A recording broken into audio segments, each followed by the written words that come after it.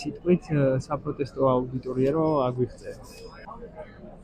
პროტესტის გაშინა-არსება. ჩვენ აქ იმიტომ ვდგავართ, რომ ევროპული სახელმწიფო გვინდა, რაც ნიშნავს ინკლუზიას, რაც ნიშნავს მიმღებლობას, საჭიროებების გათვალისწინებას და სწორედ ამაზე სალაპარაკოდ მოვედი და ვიყავი აქ და ეს ძალიან მნიშვნელოვანი იყო.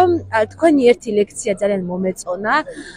ემოციურ ტონებზე კიდევ ფსიქოლოგი გყავდათ სავარაუდოდ და ემოციებზე განწყობაზე როგორ უნდა ვმართოთ და რომელი ემოციური ტონები არის უფრო ჯანსაღი, რომელი ნაკლებად და ერთ სიტყვით ძალიან საინტერესო კონტენტს ქმნით და ძალიან მნიშვნელოვანია რომ აი ამ სხვადასხვა თემებზე სალაპარაკოს სივრცეს ვქმნით, იმიტომ რომ ისედაც აქციაზე დგომას მის აზრი არის ეს რა, ერთმანეთში აზრების გაცვლა, გამოცვლა და ინფორმაციის. ძალიან დიდი მადლობა.